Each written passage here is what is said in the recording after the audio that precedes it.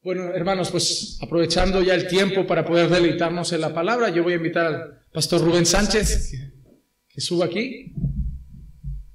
Haremos una oración por él y esperemos que el Señor pueda bendecirnos.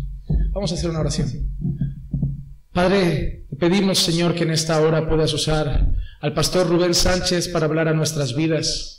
Así como cada semana, Señor, tú pones tu palabra en sus labios para edificar a tu pueblo, que igualmente, Señor, hagas eso en este momento, que dirija sus palabras siendo fiel a la Escritura para poder, Señor, hablar a nuestros corazones. Danos humildad para recibir la palabra, Señor, reconociendo, Señor, lo que es, no palabra de hombres, sino palabra de Dios. Úsalo, Señor, para instruirnos, para hablarnos, edificarnos, para santificarnos, Señor, rindiéndonos cada día más ante tu palabra, Señor, y obedeciéndola. Bendícenos, Señor, a través del mensaje que has puesto en su corazón y que va a traer, Señor, a través de estas palabras que traerán nuestros oídos. Te lo pido en el nombre de Jesús. Amén. Muy bien, mis hermanos y hermanas, la verdad es que es un gusto poder estar aquí con todos ustedes. Ya estuve en la iglesia con el curso de teología bíblica, que algunos se acuerdan, y la verdad es que es un gozo nuevamente poder estar aquí y ver muchas más caras. Les traigo saludos de la iglesia en Barcelona, de Piedra de Ayuda. Me dijeron, pues manda saludos a la iglesia de Caminando por Fe. Así que mis hermanos, reciban los saludos de sus hermanos, hermanas en Piedra de Ayuda. Y yo ahora estaba mirando esta trampilla aquí. Esto no es para cuando el pastor va demasiado lejos de tiempos o se abre y... No es esto, ¿no? Porque si no lo llevo claro, porque me han dicho hoy que termina a las 12, digo, qué bien, cuánto tiempo me han dado hoy. Así que esto lo voy a enseñar a mi iglesia, a ver ahí. Muy bien, mis hermanos, la verdad es que, como les digo, es un gozo.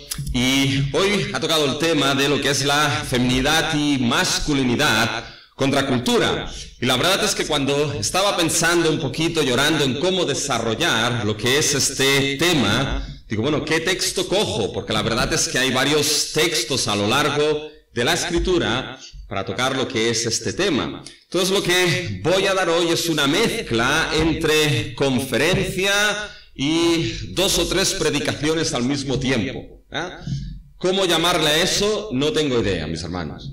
Pero vamos a empezar un poquito con estilo conferencia y después yo les iré guiando en ciertos textos de la Escritura que son importantes para considerar lo que es la feminidad y la masculinidad desde el punto de vista de la Escritura, lo que Dios ha determinado y lo que Dios ha establecido. Y fíjense, mis hermanos, que cuando hablamos de feminidad y masculinidad, lo primero que debemos tener en mente y debemos observar, primeramente, son los desafíos que la Iglesia enfrenta hoy en día en relación a la feminidad y a la masculinidad. Porque hay toda una serie de desafíos que la Iglesia de Cristo tiene que afrontar y tiene que saber lo que la sociedad promueve y debe conocer los tiempos en los cuales vive. Porque esos tiempos, mis hermanos, en los cuales nos ha tocado vivir, veremos que comporta una serie de desafíos en relación a esos temas, en relación a lo que es el concepto de mujer, de hombre, feminidad, masculinidad, género, identidad. Todos estos desafíos debemos conocerlos y debemos afrontarlos. El gran doctor Martyn Lloyd-Jones, aquel que fue llamado el último de los grandes predicadores, escribió un libro que se llamó Conociendo los tiempos. Y Lloyd-Jones determinaba que es necesario conocer los tiempos en los cuales vivimos. Es necesario conocer aquellos desafíos, aquellas ideas, aquellas filosofías, aquellas ideologías que el tiempo y la sociedad conlleva y donde la Iglesia tiene que vivir y tiene que ser sal y luz. Y fíjense que en este tiempo, mis hermanos, nos encontramos lo que son desafíos en relación a ideología de género, en relación a conceptos de mujer y hombre, en relación a lo que son los diferentes roles y funciones que son asignados al hombre y a la mujer, desafíos en relación al concepto de matrimonio. Y mis hermanos, todos esos desafíos que la cultura trae son desafíos, la mayoría de ellos, por no decir todos ellos, contrarios a lo que es la visión bíblica. Lo que esto supone, mis hermanos, es lo que se ha llamado un choque de cosmovisión cosmovisiones. La palabra cosmovisión, mis hermanos, es esa palabra que resume la manera como uno contempla el mundo, como uno entiende lo que es el mundo, la sociedad, las convicciones que tiene, y en función de esa manera de ver el mundo y de esas convicciones, en función de esas ideologías, va a vivir y comportarse de una manera u otra. Y en realidad, mis hermanos, solamente hay dos grandes cosmovisiones. Una que es la cosmovisión que nos presenta al mundo, y la otra lo que es la cosmovisión bíblica, mis hermanos. La cosmovisión del mundo, la cual entiende al hombre y a la mujer, sus funciones, el matrimonio, el sexo, la ideología, de una manera concreta y determinada. Y después está, mis hermanos, la cosmovisión bíblica. Que esa cosmovisión bíblica es esa cosmovisión que va a suponer ese aspecto de contracultura. Va a traer lo que es una cosmovisión, va a traer unas ideas, mis hermanos, unos conceptos los cuales van a estar totalmente en contra de esa cosmovisión del mundo. Lo vemos claro, por ejemplo, en lo que es el Sermón del Monte. John Stott escribió un pequeño libro en relación al Sermón del Monte y llamó al Sermón del Monte como el sermón contra cultura. Porque precisamente ese sermón presenta lo que es la justicia del reino de los cielos, la justicia del reino al cual, por gracia y salvación en Cristo, nosotros pertenecemos, y presenta lo que es una justicia y una visión totalmente en contra de la cultura en la cual vivimos, en relación, por ejemplo, al adulterio, en relación a lo que es el divorcio, en relación a lo que es la integridad en la palabra, en relación a lo que es la extensión del amor, amar incluso a vuestros enemigos, es decir, es un sermón contra cultura. Y fíjense, mis hermanos, que en ese choque de cosmovisiones, la cosmovisión del mundo o la cosmovisión bíblica, hay ese choque precisamente entre el concepto de feminidad y el concepto de masculinidad.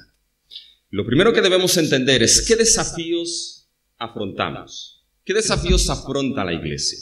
Y fíjense, yo lo he resumido en dos grandes desafíos. Así que esto va a ser un poco más así de explicación, mis hermanos, pero que conviene conocerlo. El primer desafío que la Iglesia, mis hermanos, afronta desde ya hace años, desde finales del siglo XX y entrado bien el XXI, es el desafío del pluralismo, mis hermanos. El desafío del pluralismo. Y la cuestión es que la sociedad en la cual vivimos nosotros es una sociedad, mis hermanos, pluralista.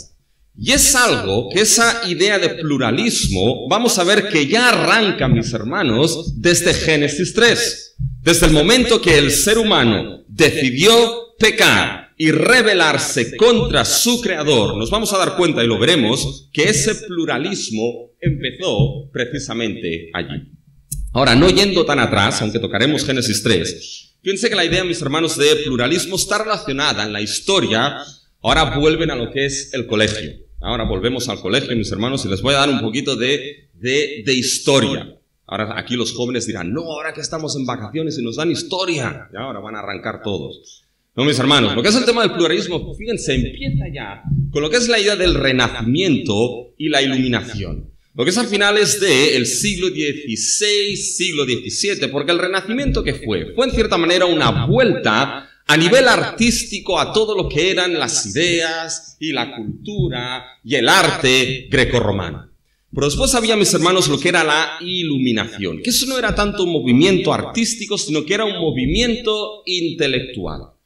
Un movimiento intelectual, mis hermanos, que se centraba en lo que era el entendimiento de dar el principal lugar a la razón. Es decir, la verdad debía ser conocida y entendida por medio de la razón. Por lo tanto, había una verdad que conocer, había una verdad que entender. Y esa verdad podía ser conocida y entendida por medio de la razón humana. Y la iluminación, mis hermanos, el moto que tenía es que el progreso era inevitable en la sociedad. Y de ahí empezó a surgir, con el uso de la razón, todo lo que era una sociedad progresista. ¿Les suena esta palabra, mis hermanos? Una sociedad progresista. Necesitamos un gobierno ¿qué? Progresista. Hay iglesias, después se lo comentaré, que se definen como progresistas. Mis hermanos, esto proviene de ahí. Por lo tanto, el progresismo era algo inevitable. La razón empezaba a tomar el centro de todas las cosas. Y eso nos llevó a lo que es, mis hermanos, al siglo XIX, donde surgió lo que era el gran movimiento del modernismo. Siglo XIX y principios del siglo XX. ¿Que saben, mis hermanos, en el modernismo cuál era la regla de fe? La regla de fe, mis hermanos, era la razón del ser humano.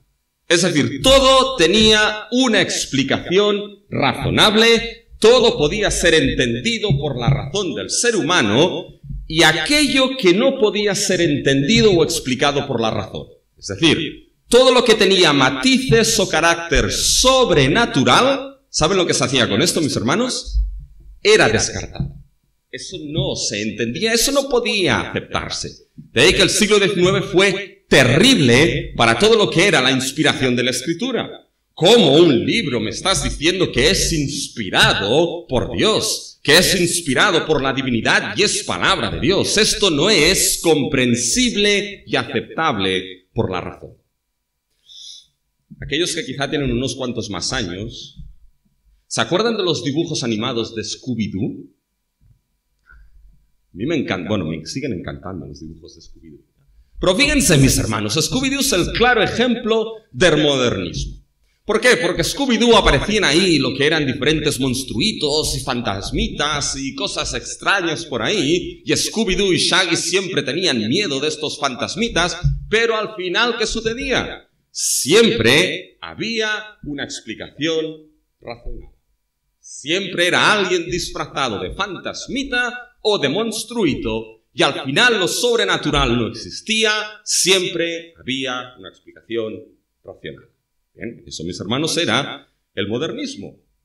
Pero fíjense, mis hermanos, que entrado ya siglo XX, mitad finales del siglo XX y nuestro siglo, el siglo XXI, esto empezó a producir un problema. Porque el ser humano, mis hermanos, empezó a darse cuenta de algo. Empezó a darse cuenta de que no todas las cosas podían ser explicadas con la razón. De que había cosas, mis hermanos, que la razón no podía llegar a entender o no podía llegar a explicar. Y entonces, ¿saben a dónde pasamos, mis hermanos? Pasamos de Scooby-Doo a los expedientes X. ¿Se acuerdan de los expedientes X? ¿Cuál era el lema de esa serie? La verdad está... ¿Quién lo sabe?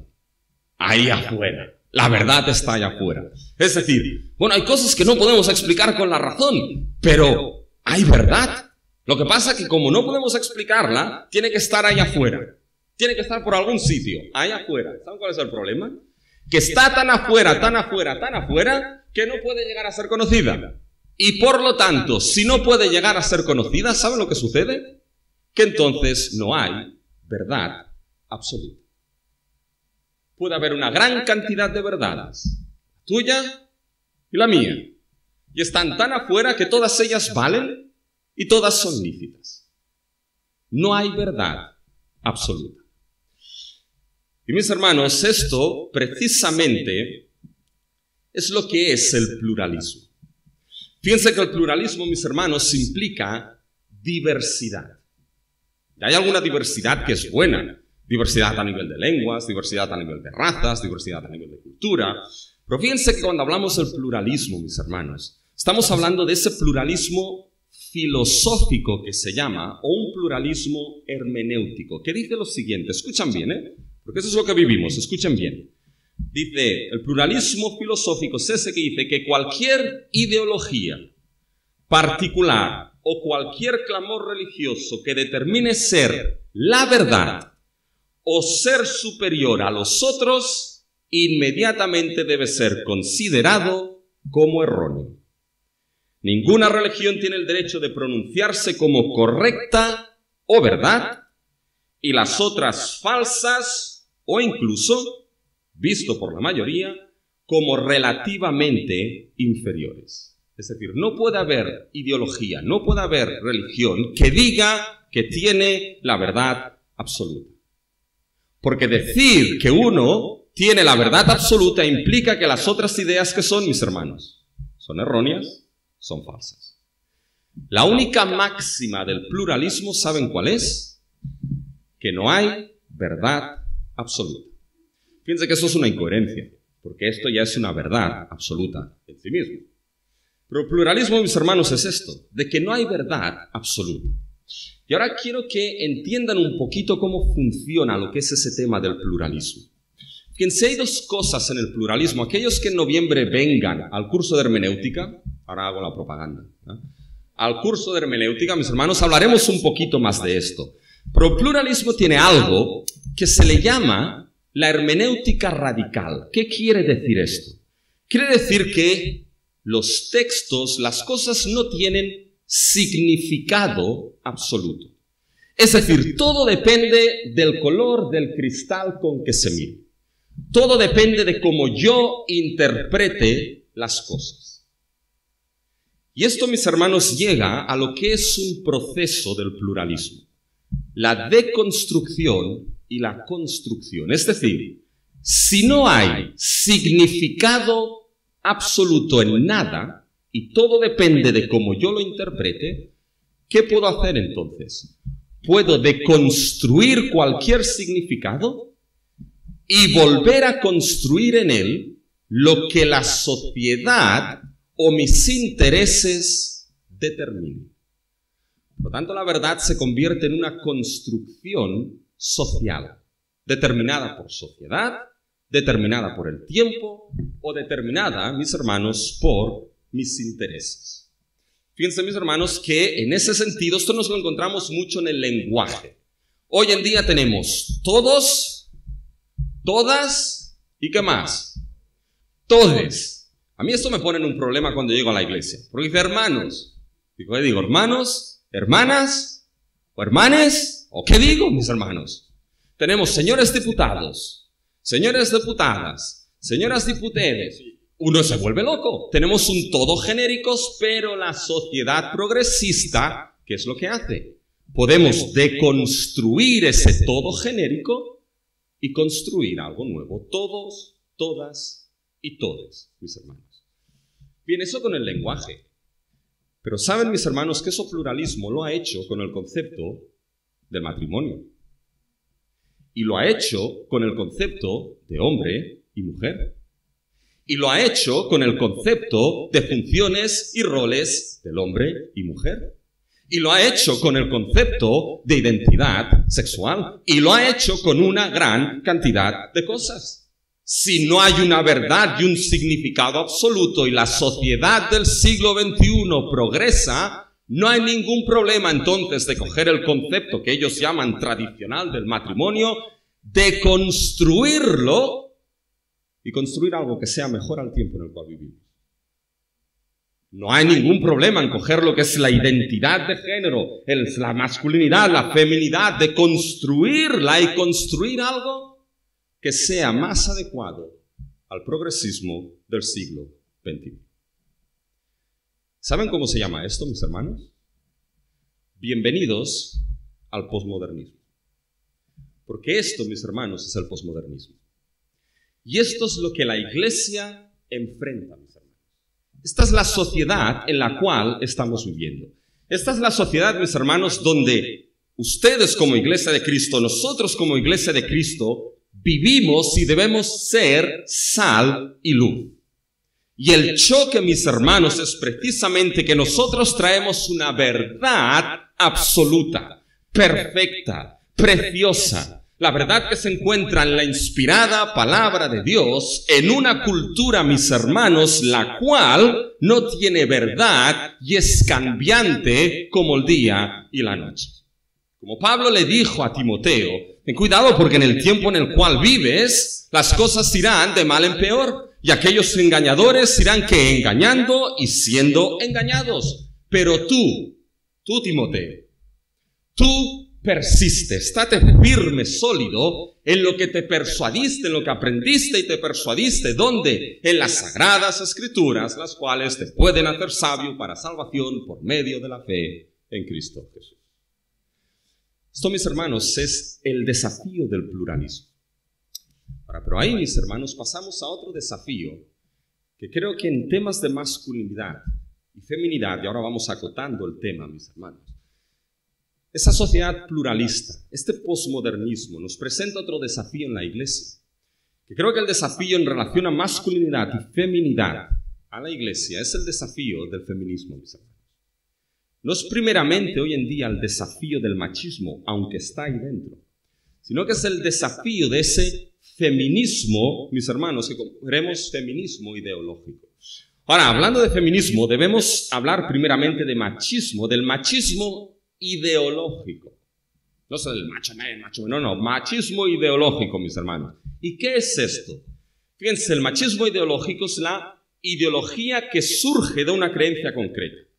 Que surge de la creencia que el hombre es superior a la mujer y que genera de esta manera toda una serie de prácticas sociales que van en contra, en detrimento y son dañinas para la mujer. Ese es el machismo ideológico. Una ideología que cree que el hombre es superior y que por lo tanto genera una serie de prácticas las cuales van en detrimento y en daño de la mujer. Bueno, ese machismo, mis hermanos, es malo. Porque lo que hace, lo veremos, es desvirtuar lo que es la figura y el rol del hombre como Dios lo creó y le entregó. Y desvirtúa también lo que es la relación que el hombre debe tener con la mujer tal y como Dios lo creó y lo estableció. Por tanto, ese machismo, mis hermanos, es malo. Pero ¿saben cuál fue la reacción a ese machismo? Fue, mis hermanos, el feminismo. Y ese es el gran desafío que la iglesia va a tener que afrontar en ese tema de masculinidad y feminidad. Porque en el tema del machismo, mis hermanos, aún mis hermanos, ¿saben? Tenían algo claro. El hombre es hombre y la mujer es mujer. En el tema del feminismo, mis hermanos, esto empieza a nublarse y empieza a perderse. Porque fíjense que hay una palabra que se utiliza mucho en el feminismo. Estoy seguro que la han oído. El patriarcado. ¿Han escuchado? ¿Están en contra de qué? Del patriarcado, mis hermanos. Y el patriarcado, en la realidad, ¿qué es lo que significa? Es el gobierno del padre. Eso es lo que significa la palabra patriarcado. Gobierno del padre. Pero el feminismo ha tomado lo que es, mis hermanos, esa idea de patriarcado y lo ha hecho generalizado. Y lo aplica como el gobierno que el hombre ejerce en la sociedad en detrimento de la autonomía y de la dignidad de la mujer. De tal manera que el patriarcado se ha aplicado no solamente, mis hermanos, a lo que es el machismo malo e incorrecto, sino que engloba mucho más. Engloba, mis hermanos, a cualquier forma, cualquier pensamiento, cualquier actuación que puede mostrar de alguna manera que existe una distinción entre hombre y mujer y que esa distinción juega en contra de la autonomía y de la dignidad de la mujer. Y eso se da en casos, mis hermanos, a veces bien que dices, pero madre mía, pasa una señora y le abres la puerta para que la señora pase y te mira y te dice, ¡machista! Y uno se le queda una cara de tonto. ¡Machista! Digo, pero si solo le he abierto la puerta. No tiene que hacer esto. Bueno, entonces le cierras la puerta. En los morros. Maleducado. Digo, bueno, dígame, ¿qué hago? ¿Se la abro o se la cierro? ¿Ya? ¿Qué hago? ¿Ya? Bueno, fíjense, mis hermanos, que esto es la idea de ese feminismo en contra de lo que es ese machismo. Y cuando hablamos del feminismo, mis hermanos, cuidado. Porque estamos hablando del feminismo ideológico.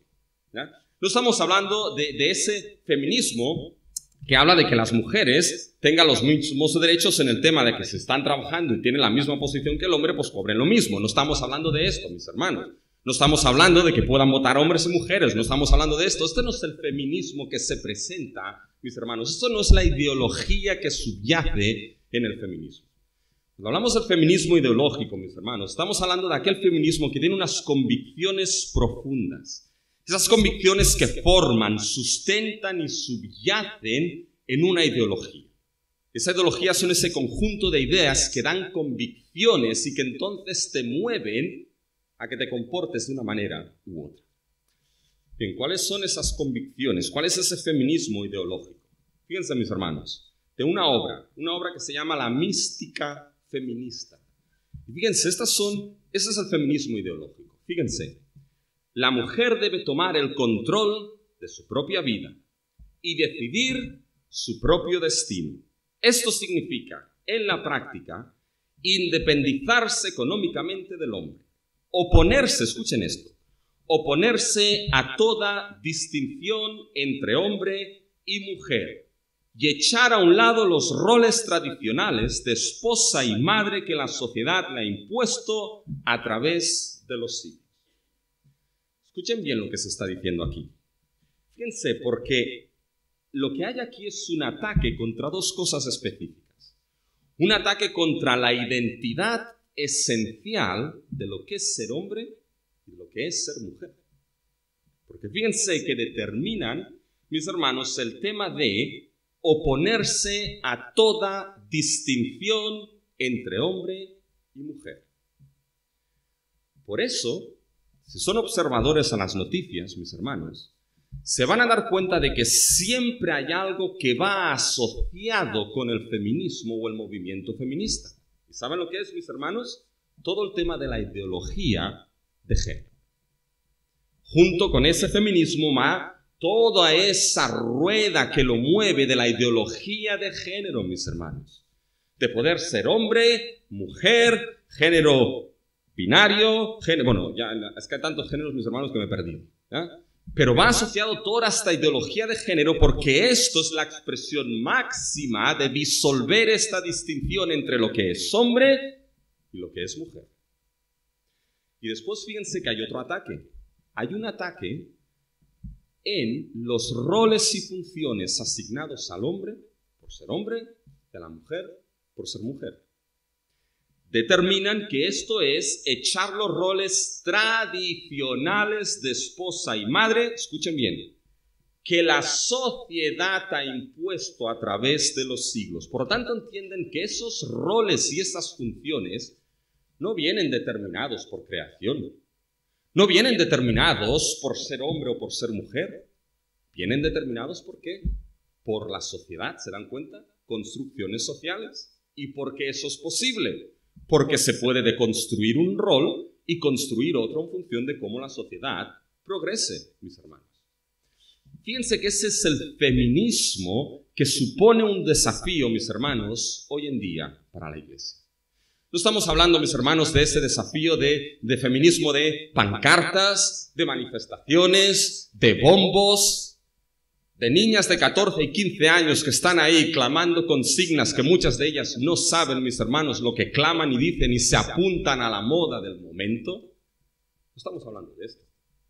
Estamos hablando de algo mucho más serio.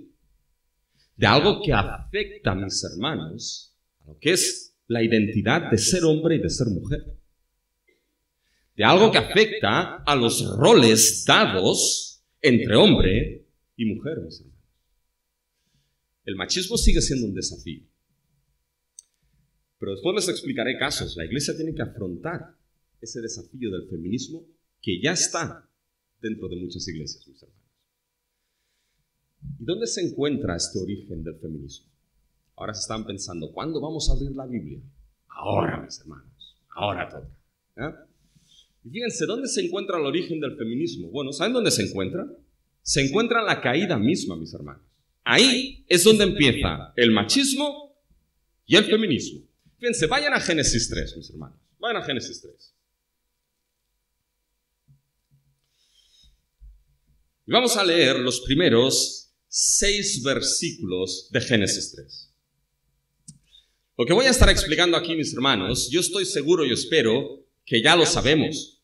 En realidad es refrescar, mis hermanos, ideas que ya conocemos o debemos conocer y que son antiguas. La verdad es que no estamos llamados a enseñar ni a predicar nada nuevo. Cuidado con las novedades, mis hermanos, porque la fe que nos ha sido dada es histórica y antigua. Y Spurgeon decía, mis hermanos, que un corazón que ha sido regenerado nunca se va a cansar de escuchar lo que son las verdades del Evangelio una y otra vez.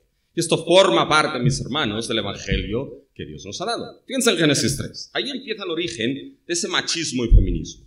Dice, pero la serpiente era astuta más que todos los animales del campo que Jehová, Dios, había hecho. La cual le dijo a la mujer, ¿con qué Dios os ha dicho no comáis de todo árbol del huerto? Y la mujer respondió a la serpiente, del fruto de los árboles del huerto podemos comer. Pero del fruto del árbol que está en medio del huerto, dijo Dios, no comeréis de él, ni lo tocaréis, para que no muráis.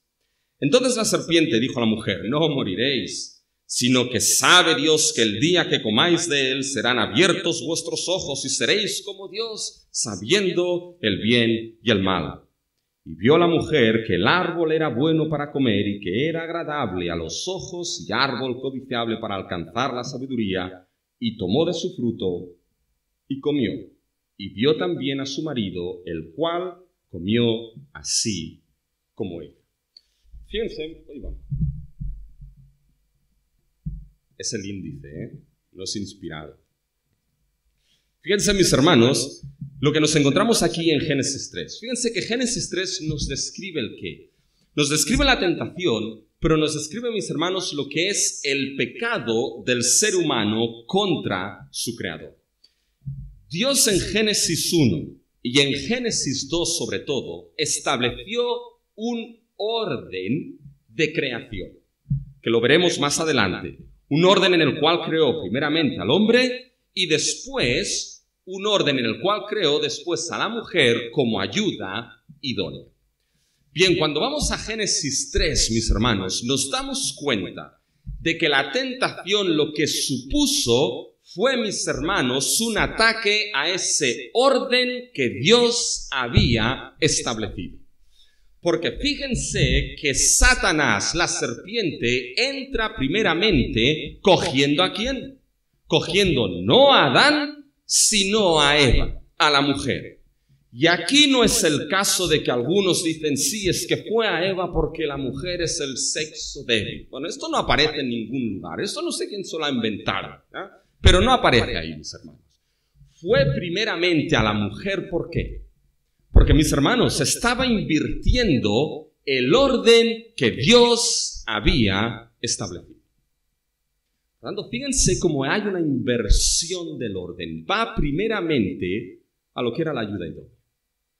Y Satanás se presenta, ¿saben cómo, mis hermanos? Se presenta como el primer posmodernista pluralista de la historia. Esto no empezó a finales del siglo XX, empieza aquí en Génesis 3. Porque ¿qué le dice Satanás a la mujer? Escuchen bien, en el versículo 1. Con que Dios os ha dicho, no comáis de todo árbol del huerto. ¿Dijo esto Dios, mis hermanos? Dios no dijo eso. En Génesis 2, fíjense en el versículo 16, le dijo, y mandó Jehová Dios al hombre diciendo, de todo árbol del huerto podrás comer, mas el árbol de la ciencia del bien y del mal no comerás, porque el día que de él comieres, ciertamente morirás. Dios le dijo, de todo árbol, y es más enfático ahí, el versículo 16, ciertamente de todo árbol podrás comer. Eso es literalmente como aparece ahí. Y va Satanás y dice, con que Dios ha dicho que no podéis comer de todo árbol. Bueno, ¿y qué es lo que dijo la mujer? La mujer respondió, ya empezaba a dudar ahí un poco, Eva. Dijo, bueno, no, del fruto de los árboles. Bueno, pero se olvidó del todo. No, Eva, Dios ha dicho de todo. No se olvidó de esto. Del fruto de los árboles no podemos comer, pero del fruto del árbol de la ciencia del mal no podemos tocarlo, etcétera, etcétera. ¿Saben lo que puso Satanás en Eva, mis hermanos? Empezó a poner dudas en Eva. Pero ¿saben lo que hizo? Satanás le hizo pensar en el sentido, oye, Eva, quizá Dios ha dicho otra cosa. Quizá hay más posibilidades y más verdades. Quizá hay más verdad que la que ha dicho Dios. Empieza a pensarlo Eva, que quizá la verdad de Dios no es tan absoluta como aparenta. Quizá su palabra no tiene tanta autoridad como aparenta. Empieza a pensar, mis hermanos. Eso es pluralismo. Eso es posmodernismo. ¿Y saben qué? No solamente fue el primer posmodernista, sino que fue el primer feminista de la historia, mis hermanos, Satanás. Porque ¿saben qué hizo? Le dio el empoderamiento a la mujer. ¿Les suena eso del empoderamiento, mis hermanos? Le dio el empoderamiento a la mujer, pero ¿en qué sentido, mis hermanos? Le dio ese empoderamiento en el sentido de tomar el rol y la función que no le pertocaba por orden de creación. Lo veremos. Adán fue creado primero como cabeza de ese pacto. Y le dio a Eva, mis hermanos, aquí Satanás invirtió los roles, el empoderamiento de tomar una función y un rol aparte de su esposo y sobre todo aparte, mis hermanos, de lo que Dios había determinado. Y lo último fue que situó al ser humano como Dios mismo. Fíjense en el versículo 5. Sino que sabe Dios que el día que comáis de él serán abiertos vuestros ojos y seréis como Dios, sabiendo el bien y el mal. Por lo tanto, aquí ahora es el ser humano, mis hermanos, quien se sitúa como Dios de su propia vida y determina lo que es bueno y malo aparte del Creador. Fíjense, Satanás invirtió el orden de la creación. Dio una función a Eva que por creación veremos que no le pertocaba. Es a partir de aquí, mis hermanos, donde todas las ideologías, filosofías y movimientos que van a surgir, mis hermanos, a partir de Génesis 3 van a estar todos ellos centrados no en el orden que Dios estableció, sino en el orden que el ser humano quiere establecer. Van a ser movimientos centrados, mis hermanos, en los intereses del ser humano y no en los de Dios. En el orden del ser humano y no en el orden de Dios. Y de ahí es donde surge el machismo y el feminismo. ¿Quieren verlo? Fíjense lo que Dios le dice ahora, mis hermanos, al hombre y a la mujer. Sigan el capítulo 3 y vayan al versículo 16. Y ahí, fíjense, van a ver el origen del machismo y el feminismo. A la mujer dijo: multiplicaré en gran manera los dolores en tus preñeces. Con dolor darás a luz los hijos. Y tu deseo, escuchen esta última frase, y tu deseo será para tu marido, y él se enseñoreará de ti. Esta última frase es vital, mis hermanos, porque lo que vemos aquí es el génesis del machismo y el génesis del feminismo. Fíjense cuando dice, y tu deseo será para tu marido. ¿Qué está diciendo aquí Dios, mis hermanos? Bueno, para explicar esto de venir al capítulo 4. Vayan al capítulo 4, mis hermanos. Y fíjense en el versículo 7 lo que Dios le dice a Caín. Porque la expresión es sinónima y se explican la una a la otra. Si bien hicieres, versículo 7 de Génesis 4, no serás enaltecido, y si no hicieres bien, y ahora escuchen, el pecado está a la puerta, con todo esto a ti será su deseo. ¿Se dan cuenta que suena prácticamente igual? A Eva le dijo, y tu deseo será para tu marido. A Caín, el pecado está a la puerta, con todo esto a ti será su deseo. ¿Qué es lo que le está diciendo Dios a Caín? Con esa expresión, a ti será su deseo. Lo que Dios le está diciendo a Caín, mis hermanos, es que el pecado lo que va a intentar va a ser tomar control de la vida de Caín. Va a querer tomar control, tomar dominio, tomar gobierno de la vida de Caín. Esto es lo que aparece en Génesis 3 cuando Dios le dice a la mujer, y tu deseo será para tu marido. Es la idea de que a partir de ese momento la mujer va a querer tomar control, gobierno, dominio de su marido, dominio del hombre. Es decir, tomar la función de cabeza que no le había sido dada, mis hermanos, por creación. ¿Y cuál va a ser la respuesta a esto? Fíjense en Génesis 4:7, lo que Dios le dice a Caín. Y tú te enseñorearás de él. Es decir, Caín, el pecado va a querer tomar control de ti, pero tú vas a tener que dominarlo, tú vas a tener que sojuzgarlo, tú vas a tener que ejercer control sobre él. Fíjense cómo acaba el versículo 16 del capítulo 3, mis hermanos. Y él, el marido, se enseñoreará de ti. Es decir, mujer, va a querer tomar dominio y control sobre el marido, tomar función de cabeza. ¿Saben lo que es esto, mis hermanos? El feminismo ideológico. ¿Y cómo responderá el marido? Y él se enseñoreará de ti. Y en un mundo caído en pecado, mis hermanos, dañado por la herida mortal del pecado, ese enseñorearse sobre ti será con humillación, sojuzgando, con dureza. ¿Saben lo que es esto? El machismo ideológico. ¿Saben lo que me llama la atención de este texto, mis hermanos? Que esto lo dice Dios a la mujer como juicio. Porque ahí en Génesis 3 es el juicio por haber pecado contra Dios.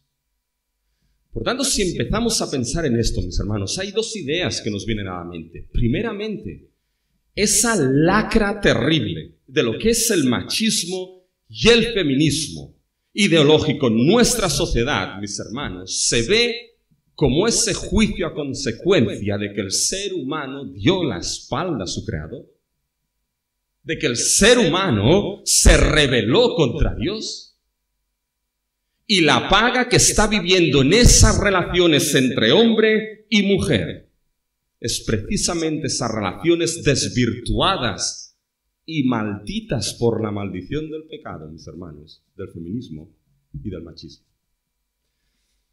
Escucha una cosa, sobre todo si eres joven, y los mayores también, ¿ya?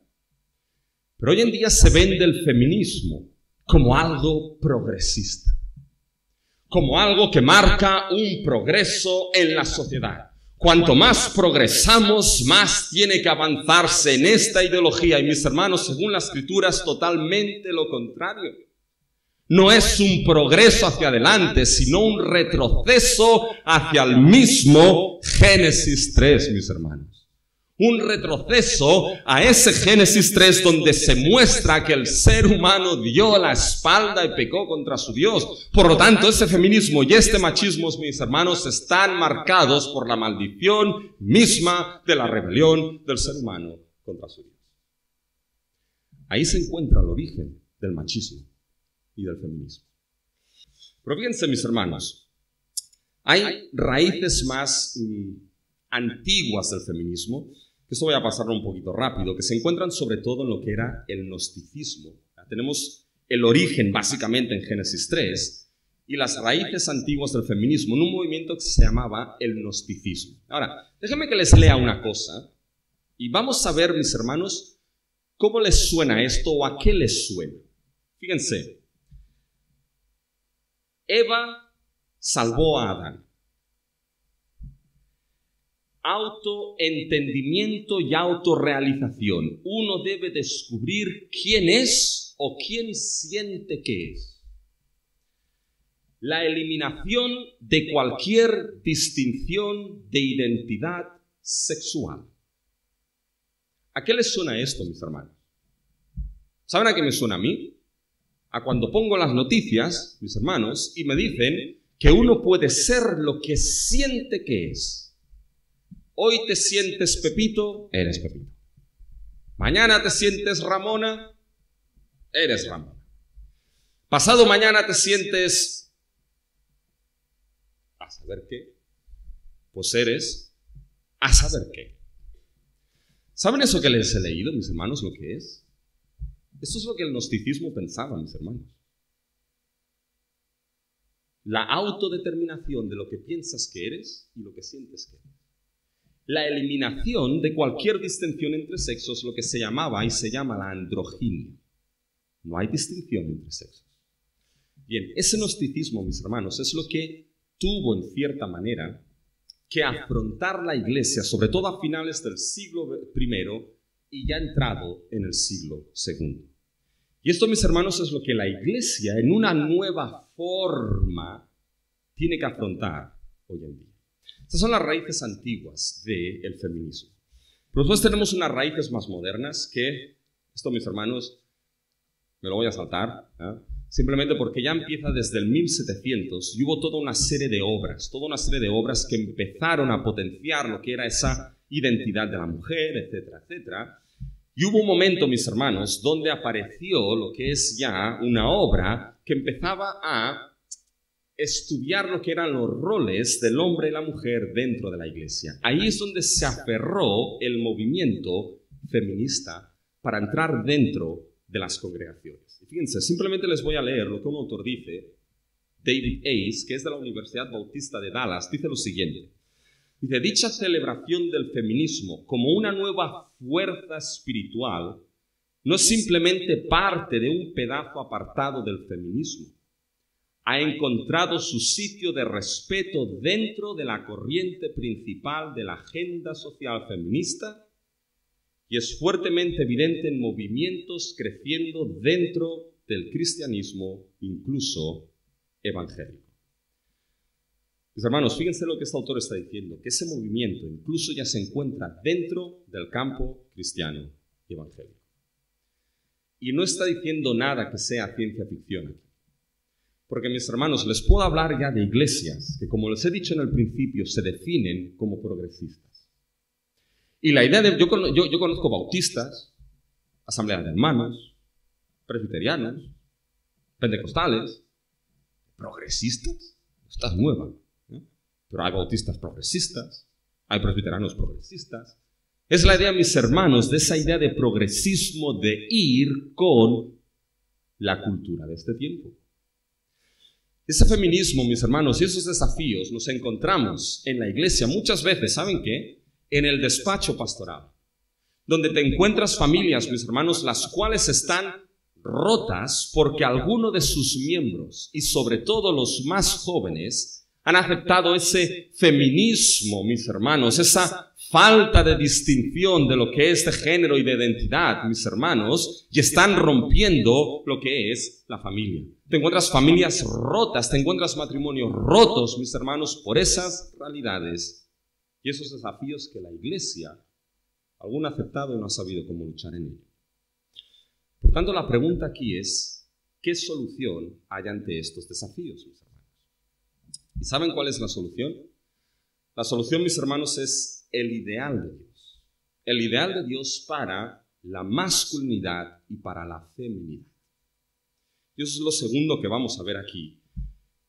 Y cuando vamos al ideal de Dios, solamente hay un sitio donde podemos ir, mis hermanos, que es al principio de todo. Fíjense que en Mateo 19 vinieron los fariseos y le preguntaron a Jesús, bueno, Jesús, ¿es lícito a un hombre repudiar a su mujer por cualquier causa? ¿Y qué es lo que respondió Jesús, mis hermanos? Digo, bueno, fariseos, no es lícito por esto y por esto. ¿Qué es lo que respondió Jesús? Jesús respondió y dijo, bueno, es que no leísteis. ¿No sabéis que aquel que los creó desde el principio, ¿cómo los creó? Hombre y mujer, para que estuviesen juntos, y lo que Dios ha juntado no los separe el hombre. Cristo se fue al ideal de Dios en Génesis 1 y 2 para abordar el tema del divorcio. Y para abordar el tema de la masculinidad, feminidad, ser hombre, ser mujer, debemos ir, mis hermanos, a lo que es el ideal que Dios estableció.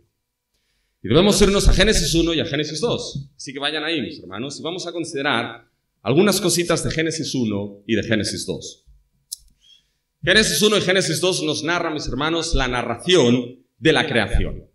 Y Génesis 1 y Génesis 2, aquellos que vinieron al curso de Teología Bíblica, después se lo preguntaré a ver si se acuerdan. Pero no son dos narraciones de la creación distintas. Es una sola narración de la creación. Génesis 1, la manera más general, y Génesis 2 se focaliza y se centraliza en el sexto día de creación, sobre todo en la creación del hombre y de la mujer. Es decir, es una ampliación del sexto día y de la creación del ser humano. Pero nosotros vamos a ver la masculinidad y feminidad en lo que es Génesis 1, los versículos del 26 al 28, que es en el sexto día cuando Dios crea al hombre. Fíjense, Génesis 1 del 26 al 28. Entonces dijo Dios, hagamos al hombre a nuestra imagen, conforme a nuestra semejanza, y señoree en los peces del mar, en las aves de los cielos, en las bestias, en toda la tierra y en todo animal que se arrastra sobre la tierra. Y creó Dios al hombre a su imagen. La imagen de Dios lo creó. Varón y hembra los creó. Y los bendijo Dios y les dijo, fructificad y multiplicaos. Llenad la tierra y sojuzgadla, señoread en los peces del mar, en las aves de los cielos y en todas las bestias que se mueven sobre la tierra. Fíjense, mis hermanos, que lo que nos encontramos aquí es la descripción de cuando Dios creó al hombre. Esa palabra del versículo 26, hagamos al hombre, esa palabra literalmente es Adam, hagamos a Adam. Esa palabra Adam en hebreo tiene tres significados. Puede referirse, mis hermanos, a lo que es algo genérico de humanidad, puede referirse al nombre de Adam específico en concreto, o también se refiere a lo que es la tierra misma. Por eso a Adam se le dio el nombre de Adam. ¿Por qué? Porque fue creado ¿de qué? De la tierra misma, de Adama. Aquí, mis hermanos, en el versículo 26 de Génesis 1 es el término genérico, es decir, que aplica a todo lo que es la raza humana. Por tanto, uno podría traducir este versículo 26, entonces dijo Dios, hagamos al ser humano a nuestra imagen, conforme a nuestra semejanza. Y fíjense que esto de ser creado a imagen y semejanza de Dios implica diferentes cosas. Implica ser hijo, implica ser vicerregente, pero aquí nos marca algo importantísimo. Nos marca lo que es el valor que tiene el ser humano.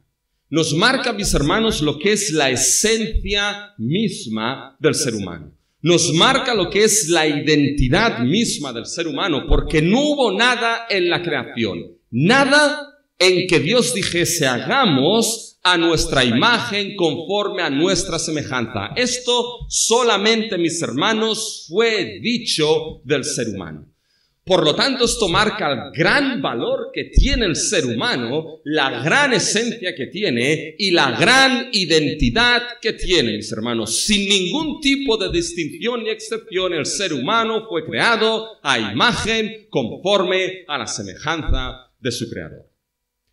Y esa imagen tenía una funcionalidad importantísima. ¿Por qué el ser humano fue creado a imagen y a semejanza de Dios? ¿Saben por qué? Porque la función que tenía era ser vicerregente del Creador. Fíjense el versículo 26. Cuando dice, hagamos al hombre a nuestra imagen, conforme a nuestra semejanza, y señoree, en realidad ahí es la idea de propósito. Es decir, a imagen y semejanza, ¿para qué? Ese es el propósito. Para que señoree en los peces del mar, en las aves de los cielos, en las bestias, en toda la tierra y en todo animal que se arrastra sobre la tierra. ¿Se dan cuenta? La funcionalidad, mis hermanos, del ser humano a imagen y semejanza era ser vicerregente, era extender el gobierno, el dominio del Creador hasta el último rincón de la creación. Era extender el reino del Creador hasta lo último de toda la creación. Y fíjense que esto, ¿cómo se hacía, mis hermanos? Eso es vital. ¿Cómo se hacía? Eso lo estableció de una manera muy concreta en los versículos del 27 al 28. Estos versículos no avanzan el argumento de ser creados a imagen y semejanza. Esos versículos paran el fluir del argumento y nos explican un poquito más lo que quiere decir ser creado a imagen y semejanza de Dios. Lo que implica.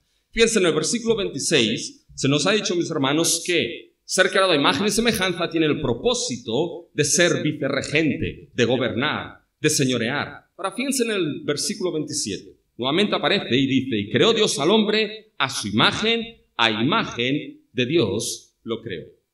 Bien, esto es paralelo en el versículo 28 con la expresión que dice, sojuzgad y señoread.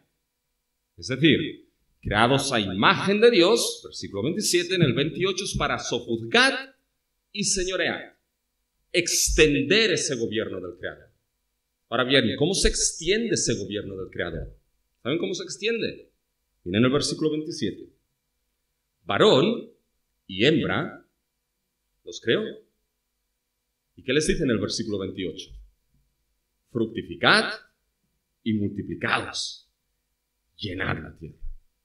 Así es como se extendía, mis hermanos, el reino del Creador. Así es como se era vicerregente, con la creación de un ser humano donde había hombre y mujer.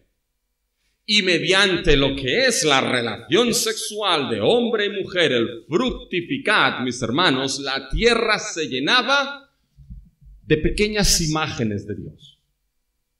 Y así se extendía, mis hermanos, lo que era el gobierno, el reino y la gloria del Creador a los 4 rincones de la creación.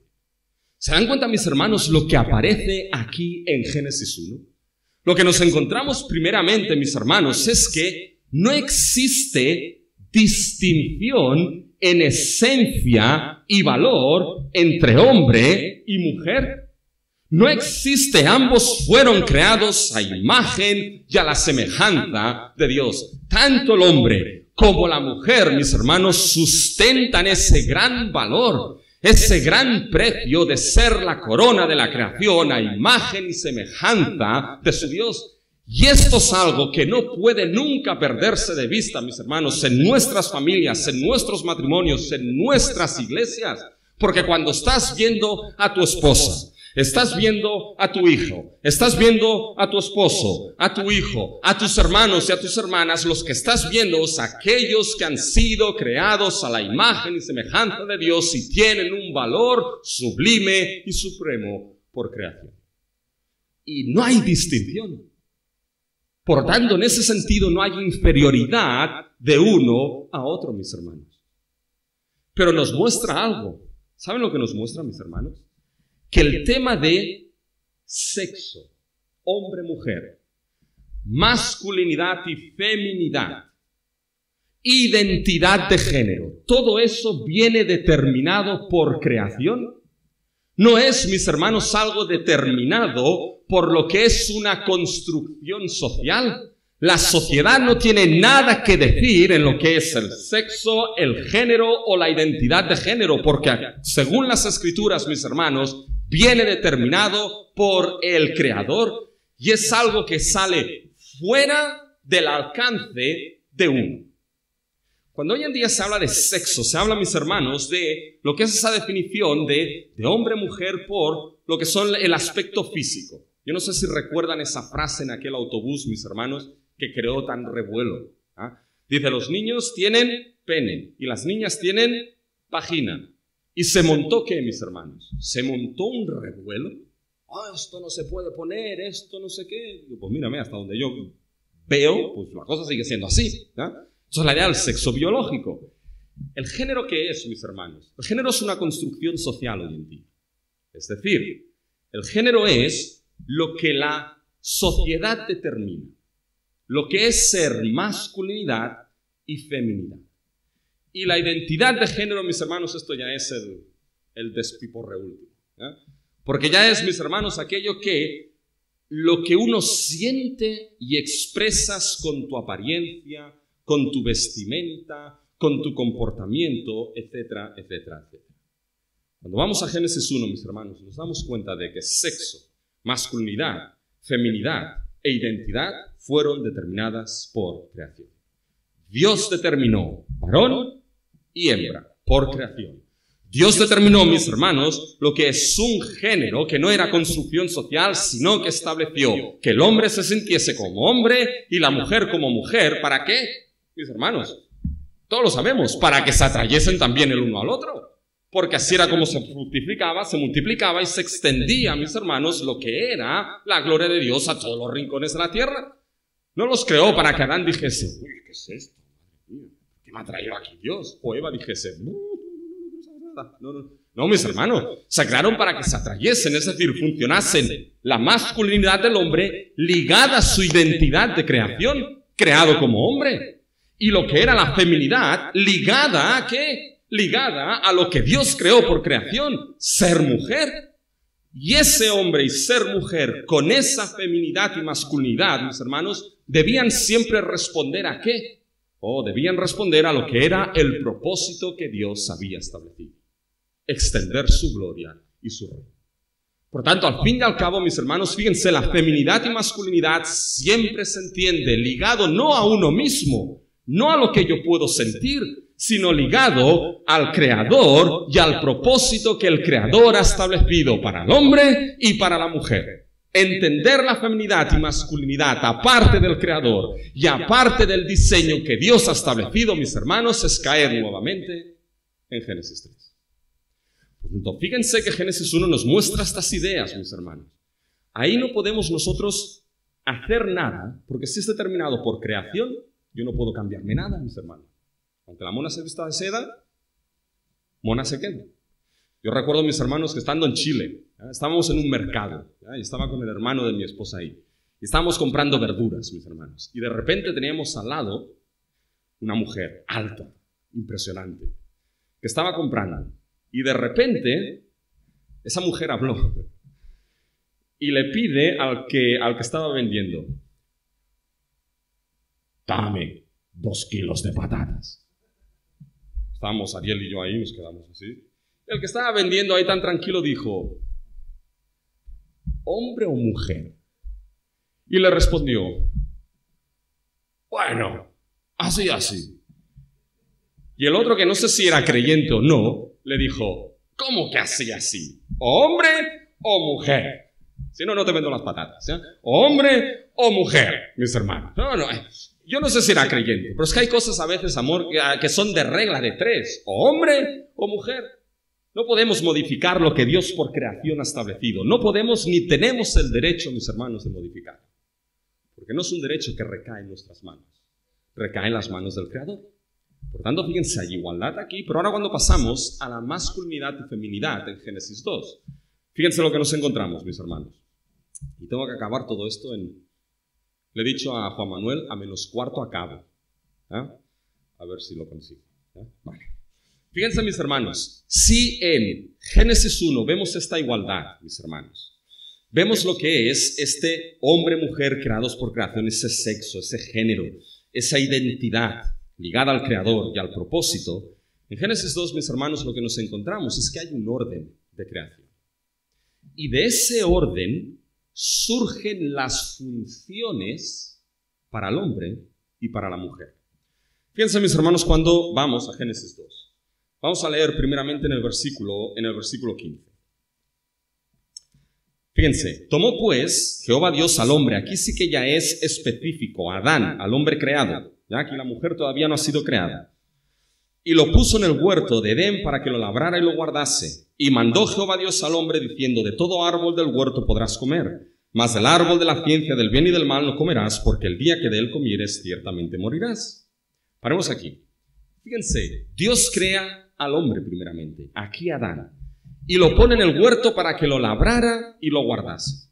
Y eso es importante, porque esos dos verbos, labrar y guardar, en el Antiguo Testamento, cuando aparecen juntos, se aplican a la función de los levitas y sacerdotes cuando ministraban y servían en el templo. Por tanto, aquí Adán fue puesto como sacerdote en el primer templo que hubo, que fue el Edén. Y ahí le da, mis hermanos, la responsabilidad de guardar ese Edén. Y esa responsabilidad se entiende bajo 2 premisas importantes. Una, que Adán fue puesto como cabeza de pacto. Y 2, de que tenía autoridad sobre todo. Fíjense, la idea de pacto es vital aquí. Cuando Dios creó al ser humano, entró en pacto con lo que es el ser humano y con toda la creación. Por eso, mis hermanos, Adán aquí es puesto como cabeza de pacto. Y cuando ese primer Adán cayó, ¿qué es lo que sucedió?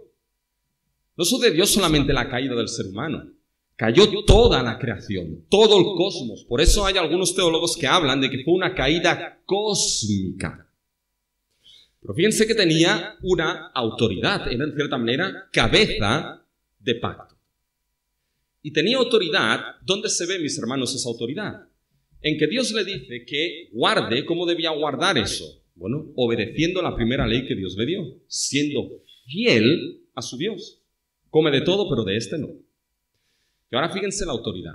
Dios le dice que haga algo, que nombre a los animalitos. Fíjense si seguimos leyendo, ¿no?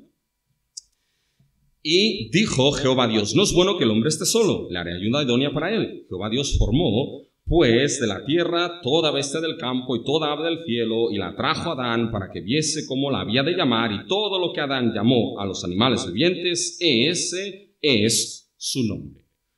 El tema de nombrar, mis hermanos, en el Antiguo Testamento es mostrar la autoridad sobre alguien. Si cogen Génesis 1, Dios nombró ciertas cosas. pero no nombró los animales. Eso se lo dio a Adán.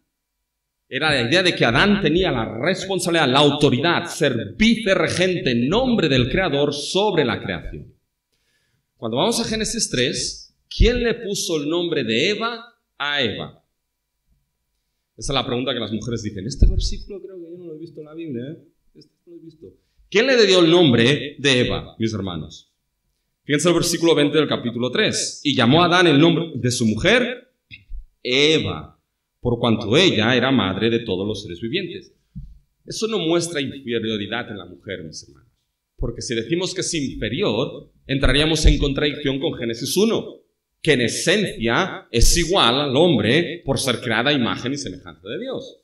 Es la idea, mis hermanos, de que en el orden de la creación existe un rol asignado al hombre como cabeza con una función, mis hermanos, que tiene autoridad. Ahora bien, ¿qué es lo que sucede ahora con la mujer? Bueno, fíjense, mis hermanos, que con la mujer Dios le da otro rol distinto. Fíjense en el versículo 18 del capítulo 2. Y Jehová Dios dijo, no es bueno que el hombre esté solo. Le haré ayuda idónea. Fíjense que Dios aquí no dice, le haré varona, le haré mujer, sino que dice, ¿le haré qué? Le haré ayuda idónea. Y entonces empezó a traer todos los animalitos y no se encontró para Adán, ¿qué? No se encontró ayuda idónea. Fíjense, el versículo 20 vuelve a repetir. Y puso Adán nombre a todas las bestias y aves de los cielos y a todo ganado del campo, mas para Adán no se halló ayuda idónea para él. Por tanto, cuando la mujer fue creada, mis hermanos, fue creada de la misma esencia de Adán. Fíjense el versículo 21. Entonces Jehová Dios hizo caer en sueño profundo sobre Adán, y mientras éste dormía, tomó una de sus costillas y cerró la carne en su lugar, y de la costilla que Jehová Dios tomó del hombre, hizo una mujer y la trajo al hombre. Dijo entonces Adán, esto es ahora hueso de mis huesos y carne de mi carne. Esta será llamada varona, porque el varón fue tomado. Es decir, vino ahí Eva, mis hermanos. Imagínense a Adán ahí. No había visto todavía mujer. Y llega ahí la mujer. Después de haber cogido, mis hermanos, que sí, conejos, mapaches, ratitas. Después de haber cogido ardillas, cerditos, de todo. Y el cerdito es mono, es rosa, con la cola así, pero está bien, pero hombre, no va mucho conmigo, ¿no? Y de repente, mis hermanos, en el jardín del Edén, entra ahí Eva. Y pueden ver el viento moviendo su pelo, mis hermanos. Los ángeles tocando las arpas. Y ahí, mis hermanos, entra Eva. ¿Y qué es lo que dice ahora Adán? Esta sí. Esta sí, gracias Señor. Esta sí. Esta ahora es carne de mi carne, hueso de mis huesos. Será llamada varona porque del varón fue tomada. En identidad es igual. Pero fue creada después. Adán seguía siendo cabeza, con una autoridad. Y ahora Eva, mis hermanos, será creada como ayuda idónea. ¿Saben lo que significa eso, mis hermanos? Cuando nos preguntamos qué es la masculinidad, nos preguntamos qué es ser hombre. Y ser hombre, mis hermanos, no es ir al gimnasio y levantar 60 kilos con pesas y nos ponen unas caras ahí. No, mis hermanos. Ser hombre es tener las funciones que Dios ha dado por creación. Ser esa cabeza en esa relación y esa autoridad que Dios ha dado. Y ser mujer, la feminidad, no es ir con pancartas, mis hermanos, por las calles, sino que ser lo que Dios ha dado por creación. Y esa ayuda idónea del hombre. Fíjense, el hombre no puede desarrollar su masculinidad si la mujer no desarrolla su feminidad como Dios ha creado. Si ella es ayuda idónea para el varón entonces podrá ser, mis hermanos, cabeza con autoridad. Y si el varón es cabeza y autoridad como Dios ha determinado, entonces la esposa y la mujer podrá ser ayuda idónea. Y ambos entonces extender la gloria y el reino del Creador. Cuando ese orden se invierte, mis hermanos, cuando ese orden se invierte, hay problemas. Hay problemas, ¿saben por qué? Porque, mis hermanos, esos roles se pierden. Esos roles vienen, mis hermanos, de ese orden que hay. Yo recuerdo que en Canadá había un matrimonio muy querido, que ella era oficial en el ejército canadiense, mis hermanos. Y mis hermanos, la verdad es que sabía llevar los pantalones. Sabía llevar tanto los pantalones, mis hermanos, que su marido no sabía dónde tenía los pantalones. Y era un problema, en el matrimonio era un problema, mis hermanos. Porque ella tomaba una función que no le pertocaba. Y el marido se quedaba de brazos cruzados y dice, bueno, ¿cómo llamas de ella? Era un caos. Fíjense, mis hermanos, déjenme que, para que se despierten, y con eso ya iré, pasamos a la última parte y con eso ya voy acabando. Les voy a explicar un chiste para que entiendan esto. Había uno que se iba paseando, ¿sabes?, por un pueblo y pasando por las casas llamando a las puertas y iba con un pollo y con un caballo. Entonces dice, cuando abra la puerta le preguntaré quién manda en casa. Si manda el hombre, le dejaré escoger entre pollo o caballo. Si manda la mujer, le voy a dar el pollo. Llama a la primera puerta. Disculpe, caballero, ¿aquí quién manda en su casa? Aquí mi mujer. Pollo. Bueno, va a la otra puerta. Tum, tum. Disculpe, caballero, ¿aquí quién manda? ¿Usted o su esposa? Aquí mi esposa. Pollo. Va a una tercera puerta. Pam, pam. Disculpe, caballero, ¿aquí quién manda? ¿Usted o su esposa? Aquí mi esposa. Pollo. Va a una cuarta puerta, llama. Toc, toc, toc. Dice, disculpe, caballero, ¿aquí quién manda en su casa? Dice, aquí mando yo. Aquí yo soy el jefe. Aquí yo soy el capitán y donde manda capitán no hay marinero. Aquí yo soy el the boss. Aquí mando yo. Oh, perfecto. Caballero, entonces le dejo escoger. ¿Qué quiere? ¿Pollo o caballo? Espera un momento. Cariño, ¿qué quieres? ¿Pollo o caballo? Pollo. ¿Ya? Fíjense, mis hermanos, que cuando se invierten básicamente estos roles es un problema. Porque eso ya viene desde la creación, desde la Trinidad misma. En la Trinidad, nuestro Dios que es uno y no hay distinción en esencia entre Padre, Hijo y Espíritu Santo, es un solo Dios. Y en esencia son un solo Dios. Si no hay distinción entre Padre, Hijo y Espíritu, en esencia, mis hermanos, fíjense que hay distinción en persona.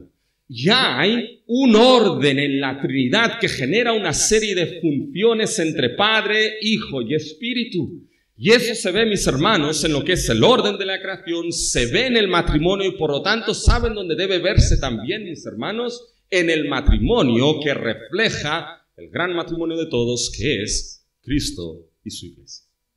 Y ese orden, mis hermanos, debe verse en la iglesia. En el matrimonio, en la iglesia, y aquellos que todavía no están casados deben, mis hermanos, entender lo que son esa igualdad, orden y roles que Dios estableció por creación. Por tanto, llegando ya, mis hermanos, al final, en 5 minutos. Si el pecado desordenó este orden, ¿cuál es entonces, mis hermanos, la solución para ello? ¿Y saben cuál es la solución para ello? Es una feminidad, una masculinidad redimidas por el Evangelio de Cristo Jesús. Porque, mis hermanos, la solución a ese desorden de Génesis 3, en lo que es ser hombre, mujer, funciones, roles, la solución se encuentra en Génesis 3:15. Fíjense Génesis 3:15, mis hermanos. Estoy seguro que lo saben de memoria, este versículo. Y pondré enemistad entre ti y la mujer, y entre tu simiente y la simiente suya. Esta te herirá en la cabeza, y tú le herirás en el calcañar. Eso es lo que se ha llamado el protoevangelio, el primer evangelio. Dios está diciendo la manera en cómo voy a restaurar, en cómo voy a redimir, en cómo voy a poner orden a ese desorden por el pecado será a través de la simiente de la mujer. Y esa simiente de la mujer, mis hermanos, es nuestro Señor Jesucristo. Es el Evangelio de Cristo Jesús que lo que hace es traer el orden del ideal de la creación que por nuestro pecado perdimos. Es aquel que redime, restaura y reorienta lo que es ser hombre, ser mujer, masculinidad, feminidad y relaciones entre el uno y el otro. Por lo tanto, escucha lo siguiente. No es las modas de este tiempo, y por favor los jóvenes sobre todo, no son las modas de este tiempo. No es lo que el progresismo te presenta. Matrimonios de la iglesia, no es nada de esto nuestro patrón a seguir. El patrón a seguir es el Evangelio de nuestro Señor Jesucristo. Y las relaciones y el orden que Él estableció. ¿Y qué estableció? Bueno, estableció lo de Efesios 5. Fíjense, vamos a Efesios 5 y con eso terminamos. Ahora les voy a decir algo que estoy seguro que las señoras se van a apuntar y va a ser lo único que se van a acordar de toda la conferencia. Fíjense, mis hermanos, en Efesios 5. Si empezamos en el versículo 21. Efesios 5 está construido a imagen de Éxodo 20, del 19 al 24. Es decir, es como si fuese la ley del nuevo pacto para el pueblo del nuevo pacto. Fíjense ahora, mis hermanos, en Efesios 5, 21. Someteos unos a otros en el temor de Dios. Es decir, ese someteos unos a otros implica, mis hermanos, que tanto el hombre como la mujer tienen que someterse. Someteos los unos a los otros. ¿Ya? Esto es para todos. Esto no solamente va a ser para las mujeres, también es para los hombres. Cómo se expresa ese someterse es distinto. Es lo que Pablo nos explica ahora. Fíjense, para la mujer, mis hermanos, someterse unos a otros en el temor de Dios. Las casadas estén sujetas a sus propios maridos como el Señor. Bien, ¿ven eso de sujetas, mis hermanos? Eso en realidad no aparece en el original. Y ahora aquí es cuando las mujeres lo marcan con rojo. Esto no aparece. Estar sujetas, le van a decir al marido. El pastor dijo, esto no está en el original. Anda ya. Bueno, esto viene, mis hermanos, ¿de dónde? Esto es implícito del versículo 21. Someterse unos a otros. ¿Y cómo esto se muestra en el matrimonio? ¿Cómo se muestra esto entre hombre y mujer en el matrimonio? Pues que las casadas estén sujetas a sus propios maridos. La idea, mis hermanos, aquí de sujetarse no es la idea de inferioridad, mis hermanos. Aquí la idea de sujetarse es la idea de ser capaz, fíjense, de ser capaz de dejar los derechos propios. Se refiere a una sujeción y a una sumisión voluntaria, la cual es dada no por obligación, sino que es dada por amor. Y que es dada por amor porque se entiende de que es así como la iglesia está sujeta a la cabeza, que es Cristo. Fíjense en el versículo 23. Dice, 22 y 23, dice, las casadas estén sujetas a sus propios maridos como al Señor. Es decir, si uno se sujeta a su marido, se hace primeramente porque está sujeta al Señor. No por obligación, sino por obediencia y deleite a su Señor. Y así es como se expresa en la iglesia. Porque el marido es cabeza de la mujer, así como Cristo es cabeza de la iglesia, la cual es cuerpo y Él es su Salvador. Por lo tanto, fíjense, cuando las señoras se sujetan a sus maridos, se sujetan primeramente por complacencia. ¿Saben quién?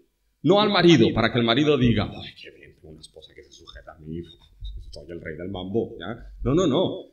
Es por complacencia primeramente a su Señor, a su Dios. Y es capaz de dejar los derechos como Cristo dejó los suyos por amor al otro. En ese caso su marido. Y es una sujeción inteligente, No es cualquier tipo de sujeción.